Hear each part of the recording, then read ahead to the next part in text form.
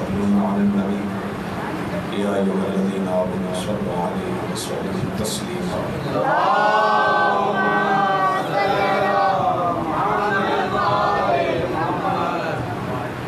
وفوض أمري إلى الله إن الله بصير بالعباد.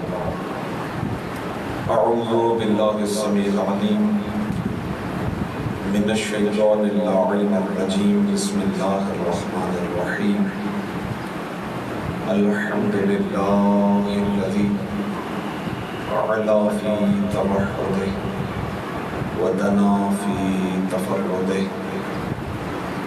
وجل في سلطانه وعظم في أركانه وأحاط بكل شيء علما وهو في مكانه حميدا لم يزل محمودا لا يزال ومجيدا لم يزول مبدعا ومعيدا وكل أمر إليه يعود قدوس سبوح رب الملائكة والروح والصلاة والسلام على سيد الأنبياء والمرسلين خاتم النبيين أبي القاسم محمد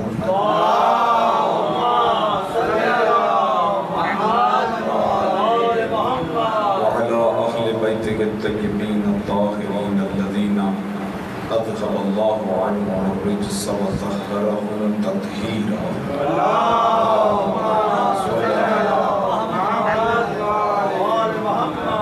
لا سيما بقية الله في الأرضين واللعن دائم على أعدائهم أجمعين.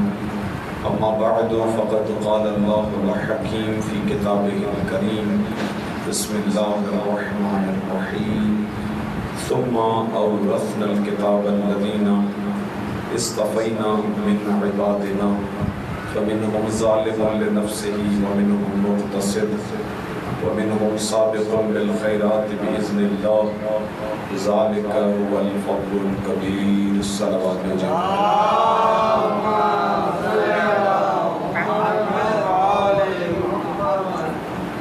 گرامی قدر، آج کی جو مناسبت ہے 8 محرم الحرام، آپ سماعت فرما رہے تھے سلام و مرثیے کی صورت میں کہ آج کا دن خاص ہے باب الحوائج حضرت عباس بن علی علیہ السلام.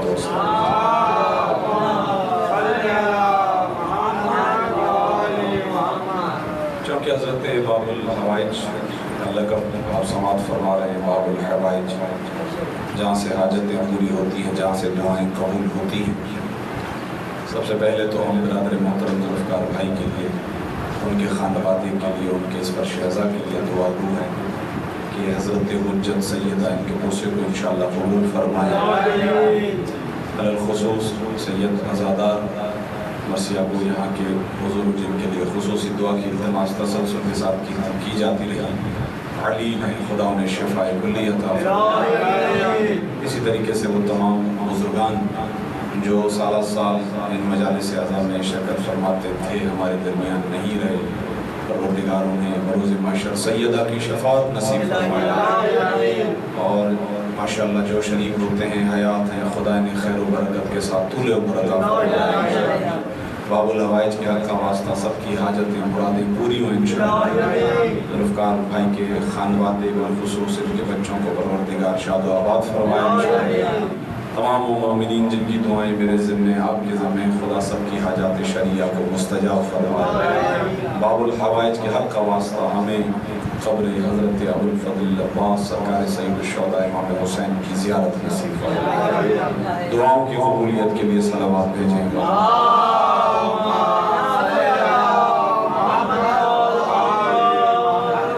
گفتگو ذہن عالی میں محفوظ ہے کہ استفاء اہل بیت اور افضلیت اہل بیت، کہ اللہ نے اہل بیت کو مقام اور مرتبہ عطا کیا اور امت پر اہل بیت کو فضیلت عطا فرمائی ہے.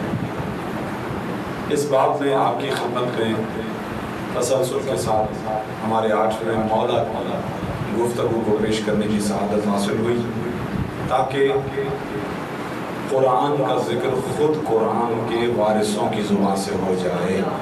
اس سلسلے میں کل جو آپ کی خدمت میں نے نواں مقام بیان کیا، نویں آیت، اس کو پیش کرنے کے بعد میں نے عرض کیا تھا کہ بہرحال وقت کم رہ گیا تھا اور اس آیت شریفہ پر ایک جہت گفتگو بہرحال ہے، گنجائش ہے کہ اس پہ بات ہو سکے۔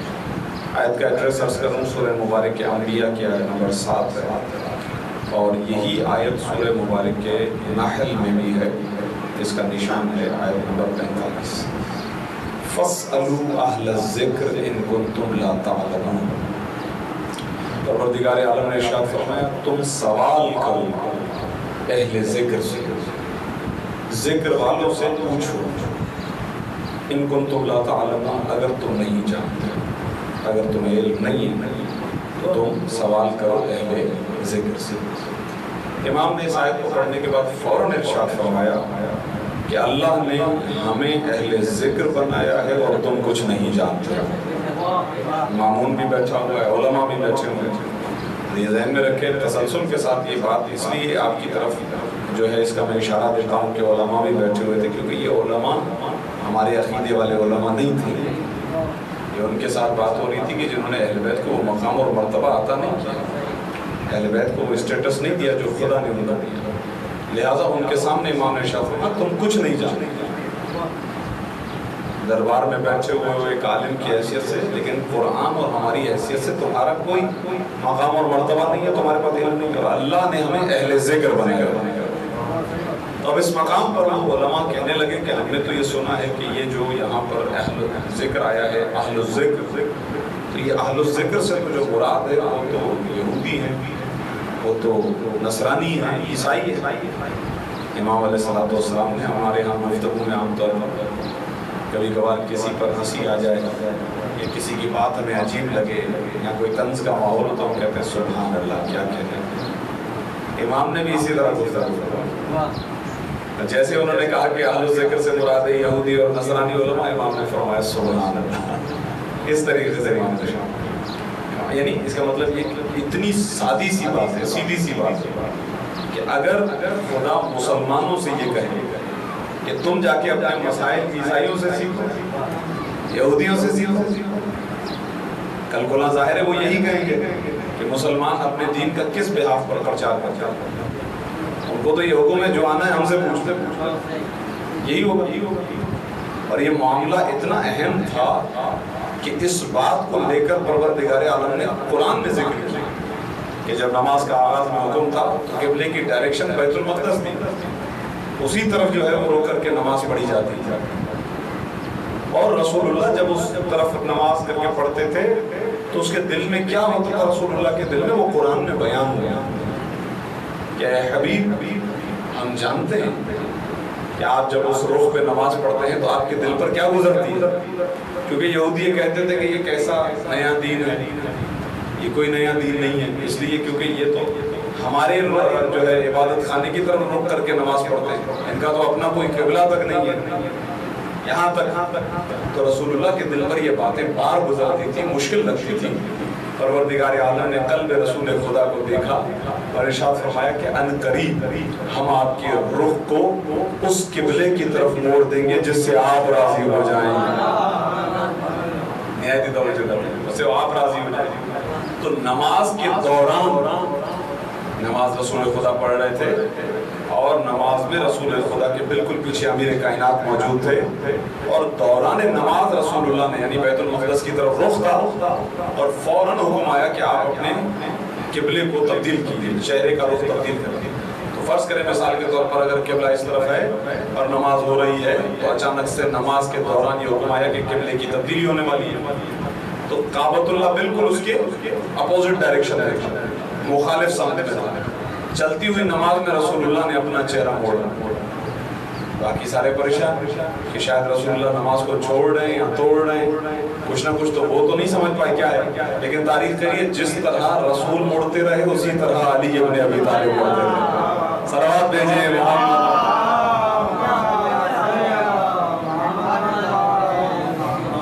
یہ وہ حقیقت ہے جس کا قرآن میں ذکر ہے، واقعہ تفصیل سے ہے لیکن میں آپ کی خدمت میں مختصر جہت عرض کر رہا ہوں کہ رسول اللہ مڑتے رہے تو مولا علی بھی مڑتے رہے، لیکن ایک فرق ذہن میں رکھیے گا، کچھ دیر پہلے رسول اللہ آگے تھے، مولا علی پیچھے تھے.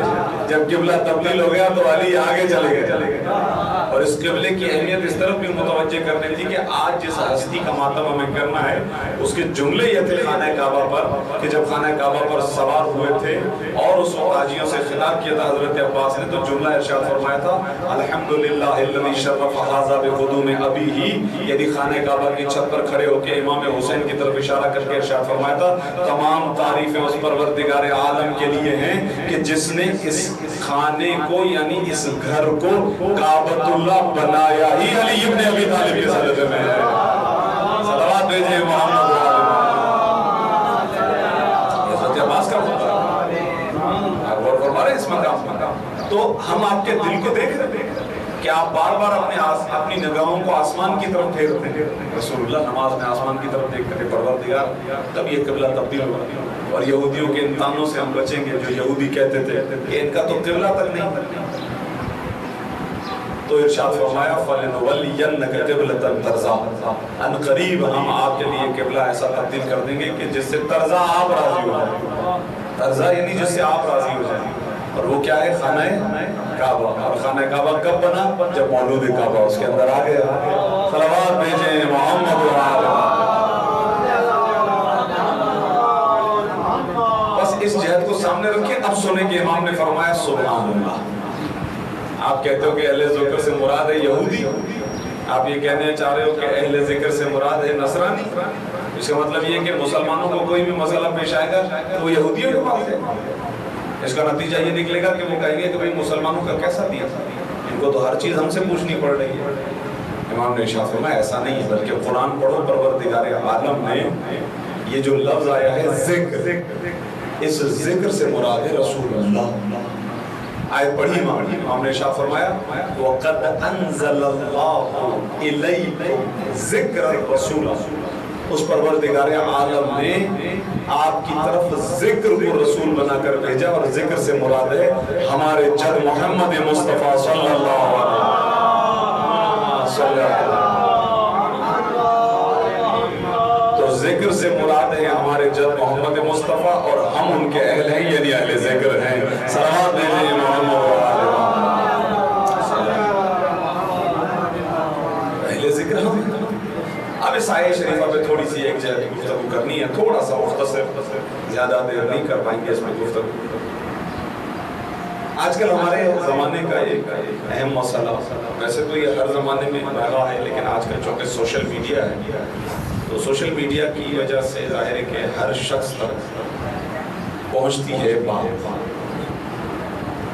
اس میں ایک مسئلہ یہ ہے کہ ہمارے نظام میں اجتہاد اور نظام مرجعیت کے خلاف ایک پوری کیمپین چلے دی اور اس طریقے سے لوگوں کو بتلایا جاتا ہے کہ گویا ایک طرف ائمہ اہل بیت ہے اور دوسری طرف ہمارے مراجعین اور ہمارے مجتہدین ہیں. اس طریقے سے پیش کیا جاتا ہے کہ گویا ان کے درمیان مقابلہ. اس طریقے سے سوالات بھی سامنے رکھے جاتے ہیں کہ دیکھیے مثلا 5ویں امام کی یا 6ٹھے امام کی ایک روایت سامنے لکھتے ہیں کہ امام نے یہ فرمایا، پھر نیچے لکھتے ہیں کہ دیکھیے فلاں مجتہد کا یہ فتویٰ. آپ بتائیے کس کی بات مانیں گے، فلاں مجتہد کی بات مانیں گے یا امام کی بات؟ یہ گمراہ کرنے کا طریقہ ظاہر ہے. جہاں پر بھی فرض کریں ایک جگہ پر امام کی بات لکھی ہو، نیچے فرض کریں کسی کتنے ہی بڑے مجتہد کی بات لکھی ہو، بات تو امام کی مانی جائے، اس میں کوئی شک نہیں. لیکن سوال یہ ہے کہ یہ جو حدیث آپ نے امام سے منسوب کی، آیا آپ نے اس ٹاپک پر کوئی اور بھی حدیث پڑھی ہے یا فقط یہی حدیث پڑھی ہے؟ یہ ہے اس لیے کہ میں آپ کی خدمت میں عرض کرتا ہوں، پوری توجہ رکھیں. 7ویں امام کے ایک قریبی صحابی تھے جو ہارون رشید کے خاص افراد میں سے وزیر تھے. ایک دن امام علیہ السلام نے ان کو پیغام بھیجا کہ وضو کرو برادران کے طریقے کے مطابق. صحیح ہے، یہ جو وضو کا طریقہ ہے ایسے پہلے وہ امام کے کلوز تھے، تھوڑے سے پریشان تو ہوئے کہ امام نے مجھے یہ طریقہ کیوں بتایا. اور اب اگر مثال کے ساتھ فقط اس روایت کو کوئی لے کر آ جائے کہ بھئی امام نے اپنے چاہنے والے کو یہ طریقہ بتایا، اور فرمائی گا صرف یہ روایت لے کر آ جائے تو ظاہر ہے آپ ایک طرف رکھیے کہ مثلا آغائے سیستانی نے اپنی توضیح کے اندر وضو کا طریقہ یہ لکھا ہے اور امام علیہ السلام نے اپنے چاہنے والے کو یہ طریقہ بتایا۔ تو جس شخص تک یہ پیغام پہنچا تھا امام کا بڑا کلوز تھا، چاہنے والا، تو امام کے حکم کی اس نے تعمیل کی، اور جب اس نے وضو کیا تو وہی برادران کے مطابق اس نے وضو کیا، لیکن اس کے دل میں خیال تو آیا کہ مولا نے مجھے ان کا طریقہ کیوں لکھ کے بھیجا ہے۔ اب وہ اپنے طور پہ سوچ رہا تھا۔ 2 دن کے بعد امام علیہ السلام نے اسے پیغام بھیجا کہ اب اسی طریقے سے وضو کرو جو ہمارا طریقہ ہے۔ اس نے پیغام بھیجا، مولا خیریت ہے، آپ نے مجھے کیوں کہا تمہاری دربار میں شکایت لگ چکی تھی کہ تم ہمارے ماننے والے ہو، تو تمہیں ان کو وہ تمہیں چیک کرنے کے لیے آ رہے تھے کہ ان کے وضو کرنے کا طریقہ دیکھتے کیا ہے، تو وہ لوگ تمہیں چھپ کے بادشاہ کے ساتھ دیکھ رہے تھے کہ تم کون سا وضو کرتے ہو، اگر تمہیں وہ طریقہ نہ بتاتا تو اس دن تمہاری جان چلی جاتی۔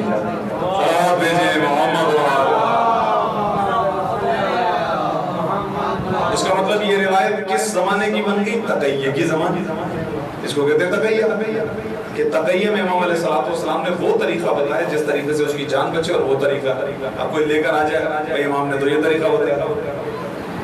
تو روایت کا ہمیشہ بیک گراؤنڈ دیکھا جاتا ہے، پس منظر دیکھا جاتا ہے۔ مثلا یہ روایت بہت مشہور ہے مور کے بارے میں، بحث ہے بہت ساری کہ حلال ہے یا حرام، تو یہ پوسٹ ایک عرصے تک چلتی رہی، بڑی خوبصورت بنا کے پوسٹ چلائی گئی کہ مثلا امام یہ کہتے ہیں، مجتہد یہ کہتے ہیں۔ سوال یہ کہ اس روایت کے علاوہ باقی آپ نے دوسری روایت دیکھی، کیا آیا امام نے جو بعد میں اسے خط لکھ کے کہا کہ اب تم اسی طریقے سے وضو کرو جو پہلے والا طریقہ تھا، اس روایت کو اس روایت سے میچ کیا، اس روایت کو اس روایت سے ملا؟ ایک ٹاپک پر ہزاروں حدیثیں، ایک ٹاپک پر قرآن کی کئی آیتیں، ساری قرآن کی آیتوں کو اور ساری حدیثوں کو ایک ساتھ ملانے کے بعد ایک رزلٹ نکالا جاتا ہے، ایک نتیجہ نکالتا ہے۔ فقط کسی ایک روایت سے نتیجہ نہیں نکالتا، روایات اگر آپ ایک ساتھ دیکھیں گے تو آپ بھی پریشان ہو جائیں گے، بھائی یہ روایت کچھ کہ مثلا آپ نکالیے بہار الانوار، ہماری بڑی کتاب، اگر بہار الانوار میں آپ جائیے جناب علی امام علیہ السلام کی ولادت کس دن، چھوڑیے اس بات کو، کربلا یوم عاشور پہ کس دن ہوا، یعنی کون سا دن تھا؟ جمعہ کا دن، اتوار کا دن، کیونکہ روایات ہے، سوموار کا دن کون سا دن تھا؟ تو اگر 3-4 روایات اس طریقے سے آ جائیں تو عام انسان نتیجہ نہیں نکال پائے گا، وہ پریشان ہو جائے گا، بولے گا یہ واقعہ واقعاً صحیح ہے یا صحیح نہیں ہے، جمعہ کا دن ہے، اتوار کا دن ہے، پیر کا دن ہے یا کیا ہے؟ تو یہ ہوتا ہے ایک مجتہد کا کام، ایک عالم کا کام ہوتا ہے کہ وہ ہر روایت کو چیک کرتا ہے، ہر روایت کو پرکھتا ہے، کون سی روایت کس زمانے کی ہے، کون سی روایت کس کتاب میں ہے، کون سا عالم لکھنے والا ہے، یہ روایت آئی کہاں سے ہے۔ ہمارے پاس تو وقت نہیں ہے کہ اب یہ سارے کام کریں۔ تو پہلا مسئلہ ہمارے نزدیک یہ آ گیا ہے کہ انہوں نے اس طریقے سے پبلک کے سامنے پیش کرنے کی کوشش کی ہے کہ یہ مجتہدین اپنی رائے سے، اپنی مرضی سے، اپنے طریقے سے فتویٰ دیتے ہیں، جبکہ ایسا نہیں ہے۔ آپ کی خدمت میں عرض کروں کہ ہمارا جو مجتہد ہوتا ہے، مرجع ہوتا ہے، جب وہ درس خارج جب دے رہا ہوتا ہے، اس کے سامنے 100-150 مجتہد بیٹھے ہوئے ہوتے ہیں۔ پھر اگر وہ کوئی شرعی مسئلہ بیان کرتا ہے تو فوراً اس سے پوچھا جاتا ہے کہ آپ نے جو یہ شرعی مسئلہ بیان کیا ہے قرآن میں کہاں ہے، حدیث میں کہاں ہے، کس امام علیہ السلام کی تعصی ہے، یعنی رتی برابر بھی وہ ادھر سے ادھر سے نہیں جا سکتا قرآن اور حدیث کو چھوڑ کر، اسے اجازت نہیں ہے اس بات کی کہ وہ قرآن اور حدیث سے باہر نکلے، اس لیے کہ اگر اس نے کوئی اور دلیل دی تو فوراً اس کی دلیل کو رد کیا جائے گا، اس کا شرعی مسئلہ ختم ہو جائے گا۔ اس قدر سختی ہے، اور اس موضوع پر 40 50 سال لگ جاتے ہیں ایک مسئلہ شرعی کو سمجھانے میں، ایک موضوع کو سمجھانے میں۔ تو لہٰذا اس چیز کو سمجھیے گا کہ اس آیت شریفہ کے ذیل میں فَاسْأَلُوا أَهْلَ الذِّكْرِ إِن كُنتُمْ لَا تَعْلَمُونَ، سوال کرو ان سے کہ جو جانتے ہیں اگر تم نہیں جانتے ہو، یعنی تمہاری ذمہ داری ہے کہ اگر تم نہیں جانتے ہو تو سوال ان سے کرو کہ جو جانتے ہیں۔ صلوات بھیجیں۔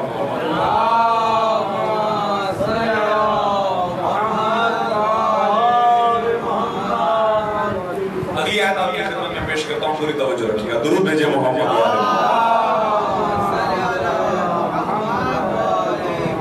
فَاسْأَلُوا أَهْلَ الذِّكْرِ إِن كُنتُمْ لَا تَعْلَمُونَ۔ یہ 9 نمبر آیت ہے، 10ویں آیت سماعت فرما. اور واقع یہ اتمام حجت سورہ مبارک نساء کی آیت ہے 23 نمبر. حرمت علیکم امہاتکم وبناتکم. محرم اور نامحرم رشتے قرآن نے بیان فرمائے. کون سے رشتے تمہارے محرم ہیں اور کون سے رشتے تمہارے نامحرم ہیں. جو رشتے تمہارے نامحرم ہیں ان سے تو ازدواج ہو سکتا ہے، لیکن جو رشتے تمہارے محرم ہیں ان سے ازدواج نہیں ہو سکتا. بالکل واضح شرعی مسائل.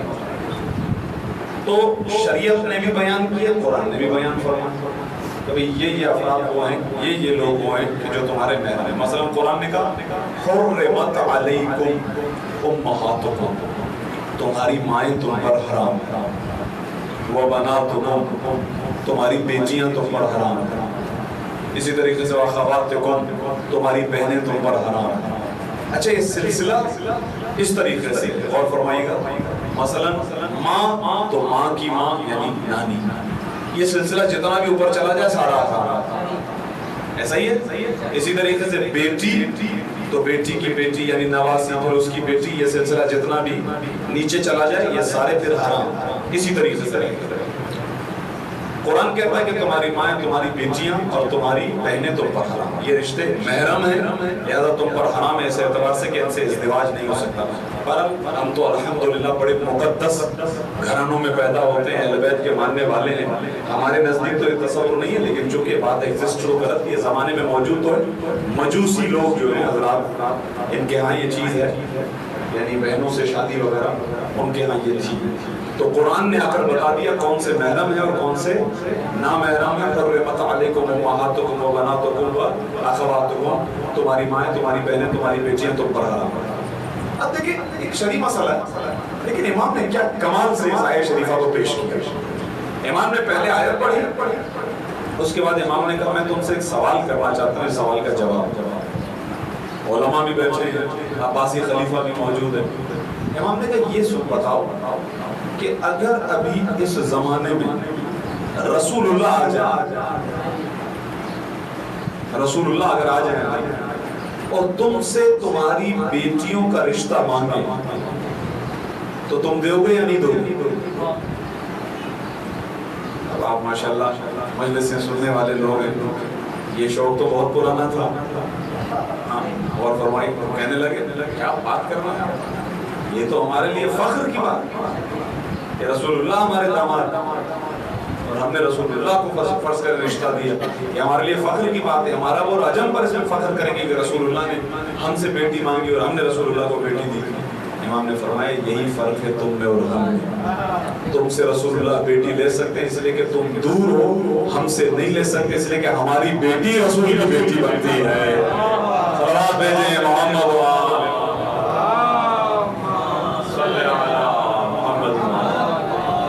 جو بیٹی ہے وہ رسول کی بیٹی ہے، رسول اللہ کے ہم محرم رشتہ دار ہیں. تو بتاؤ تم رسول کے قریب ہوئے یا ہم رسول کے قریب ہیں؟ تم امت میں سے نہیں، تم امت میں سے، ہم آل میں سے. لہذا جو آل ہے وہ رسول اللہ کے اتنے کلوز ہیں کہ رسول اللہ ہم سے رشتہ نہیں مان سکتے کیونکہ وہ رسول کی بیٹی ہے. میری بیٹی رسول کی بیٹی ہے. تو تم قریب ہوئے یا ہم قریب ہوئے؟ اس آیت شریفہ کے ذریعے سے امام نے استدلال فرمایا اتنے کلوز ہم ہیں.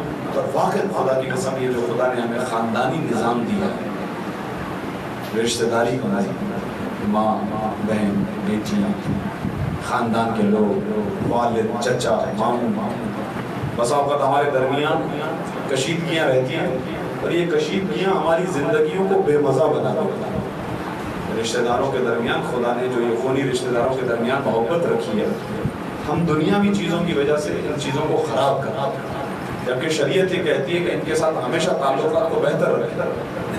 اگر کوئی ایسا موقع آ جاتا ہے تو اس موقع کو غنیمت سمجھیں اور اگر درمیان میں کشیدگی ہے تو اسے ختم کریں اور ان کے ساتھ تعلقات کو استوار کریں.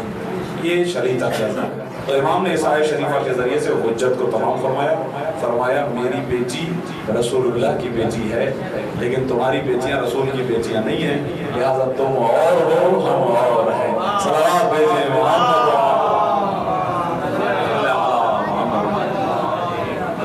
گرامی قدر تقریباً 10 آیتیں آپ کی خدمت میں عرض کی جا چکی ہیں.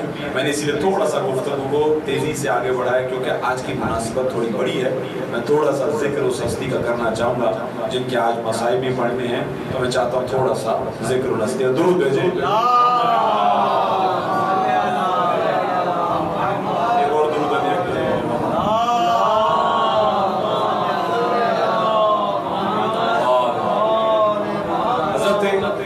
امیر کائنات نے اپنے بھائی جناب عقیل سے کہا کہ انظر لی امرأتن تلد لی غلاما فارسا.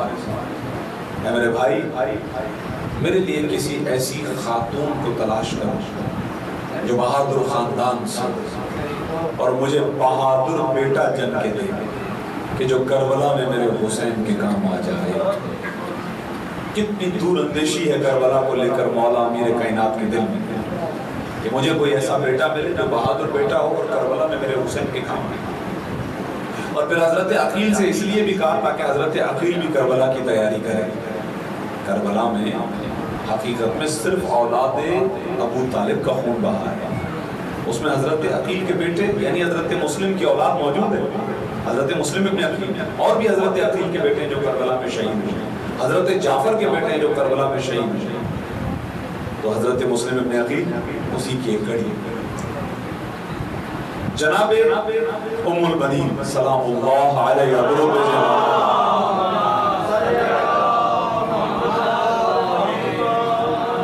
جہاں پر ہمارے مولا حضرت عباس علمدار باب الحوائج ہیں, سیدہ بھی باب الحوائج ہیں, جناب ام البنین صلوات اللہ وسلام علیہ, یہ شہزادی بھی باب الحوائج ہیں.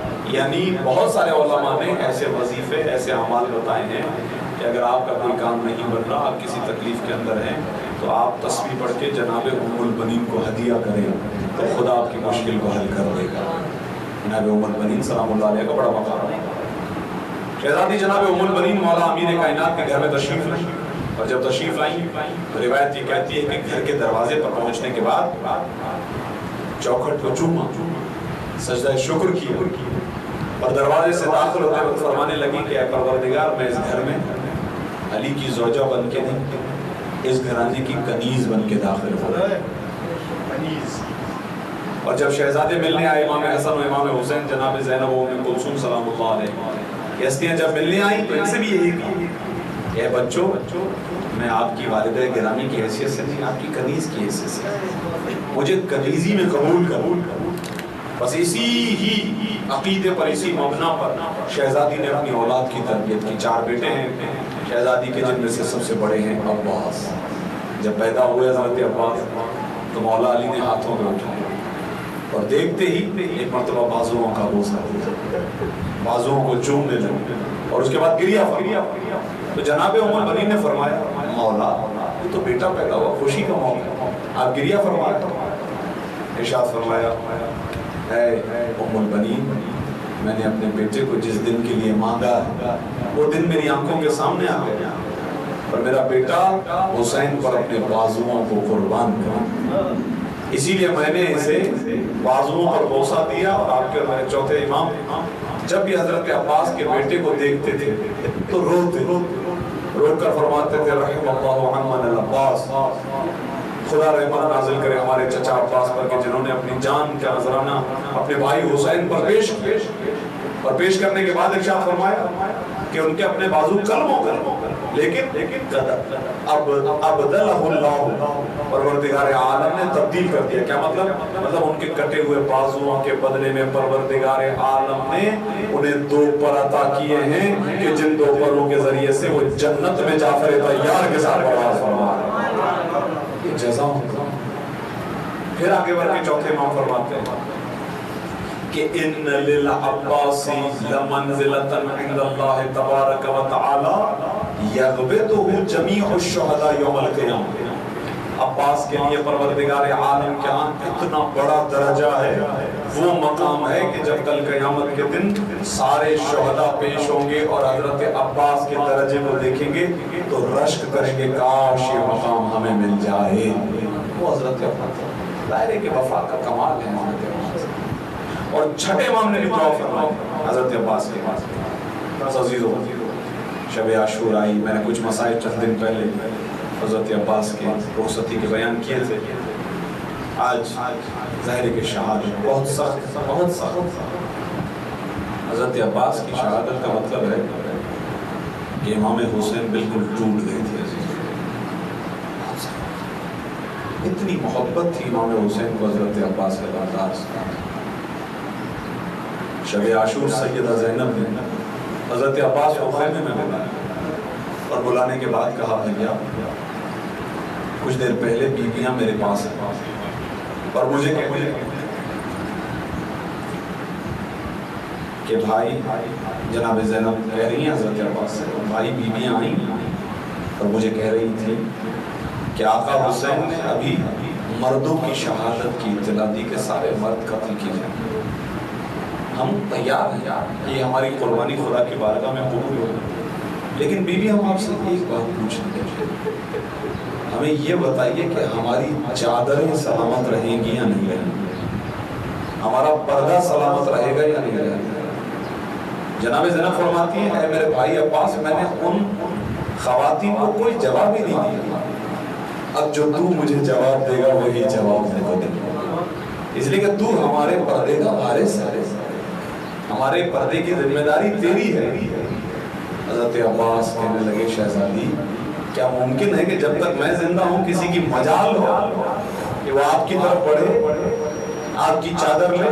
ऐसा मुमकिन नहीं है जब तक मैं जिंदा हूँ।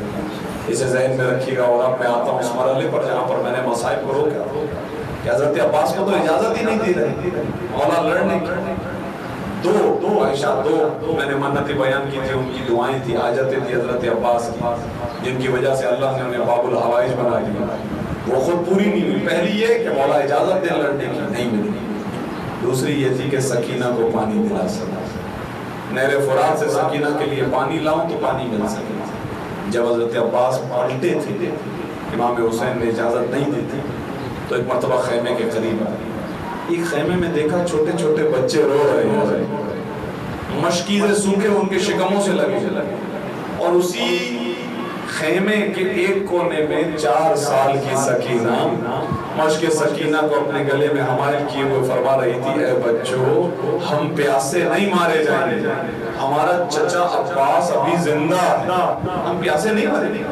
ये कहने के बाद जब ये सुना ना हज़रत अब्बास ने सकीना को गोद में लिया, इमाम हुसैन की खिदमत में आया। जब आका हुसैन ने देखा अब्बास से कहा, अब्बास बड़ी सिफारिश लेकर आए हो, अगर सबील कर सकते हो पानी की तो ठीक है।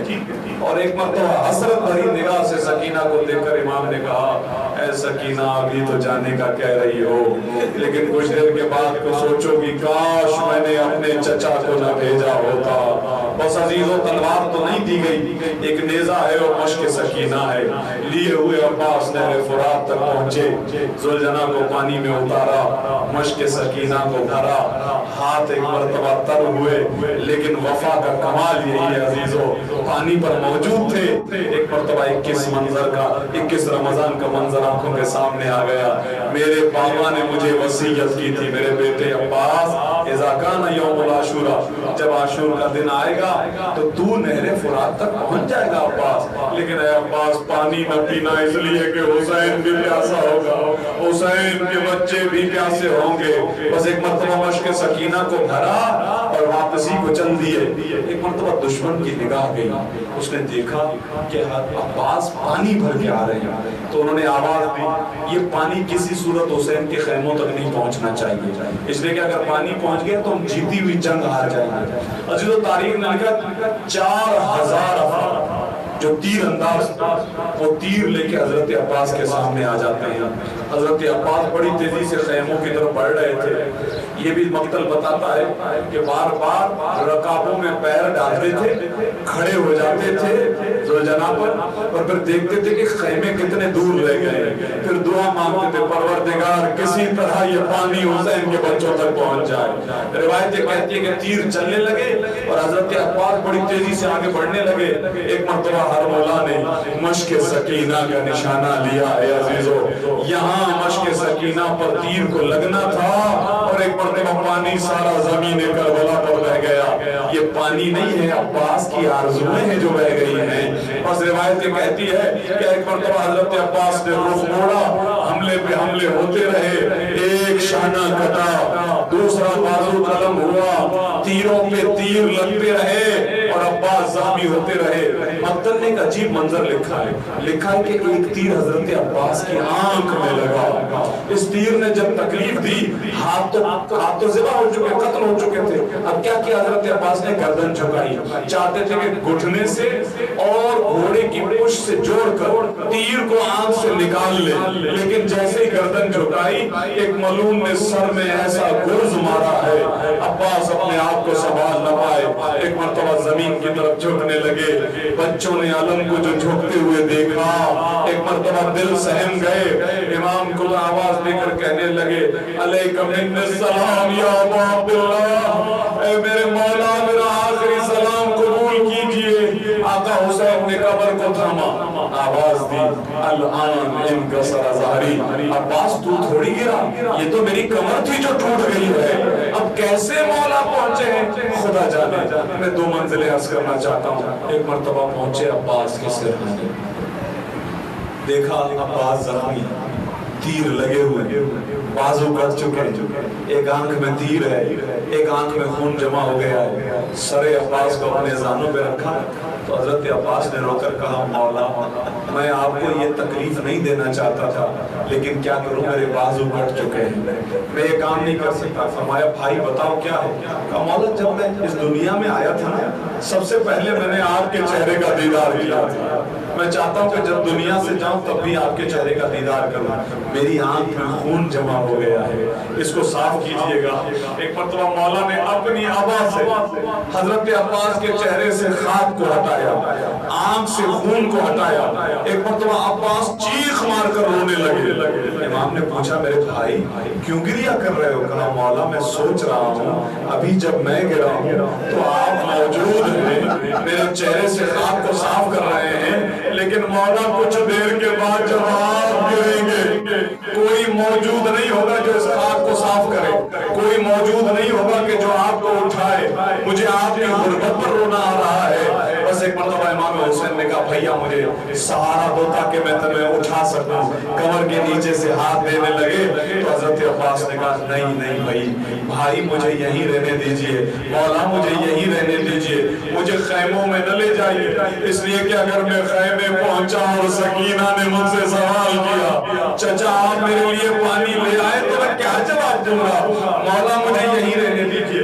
آپ جانتے ہیں یہ بھی معرفت حضرت عباس ہے، کیونکہ یہ جملے سننے کے بعد امام حسین نے دعا دی، فرمایا عباس خدا تجھ پر رحمت نازل کرے، تو نے دنیا میں بھی میرا ساتھ دیا، آخری وقت میں بھی تو ساتھ دے رہا ہے، یعنی کیا مطلب؟ جانتے ہیں کہ اب علی اکبر کا جنازہ اٹھانے کے بعد مجھ میں طاقت نہیں رہی کہ میں عباس کا جنازہ اٹھا سکوں، عباس سمجھ گئے تھے میرا مولا مجھے نہیں اٹھا سکے گا، مولا مجھے یہیں رہنے دیجئے۔ اب جو امام حسین نے علم اٹھایا نا عزیزو تو بچوں کی علم پر نظر گئی، میں آخری منزل کے قریب آ گیا، ایک مرتبہ بچوں کی جو علم پر نظر گئی تو بچوں کی ایک مرتبہ ڈھارس بنی، کہنے لگے ارے ہمارے چچا آ رہے ہیں، ہمارا بابا ہمارے چچا کو لے کر آ رہا ہے۔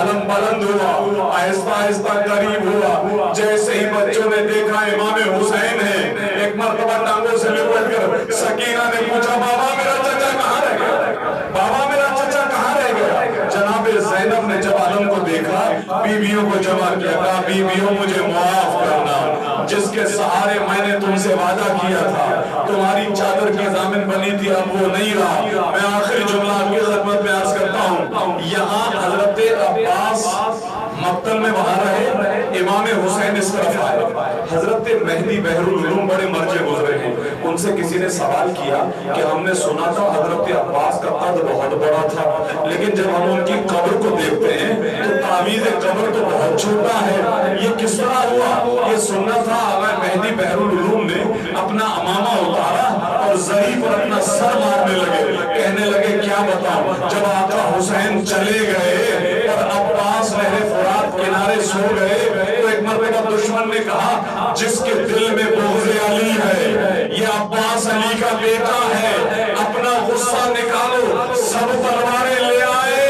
عباس پر تلواریں چلاتے رہے۔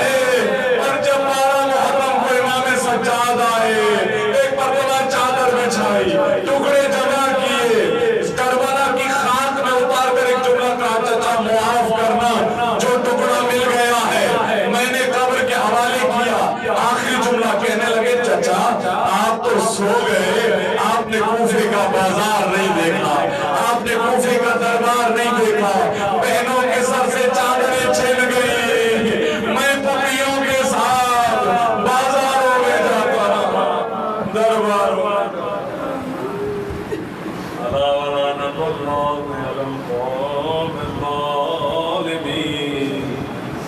وَسَيَعْلَمُ الَّذِينَ ظَلَمُوا أَيَّ مُنْقَلَبٍ يَنْقَلِبُونَ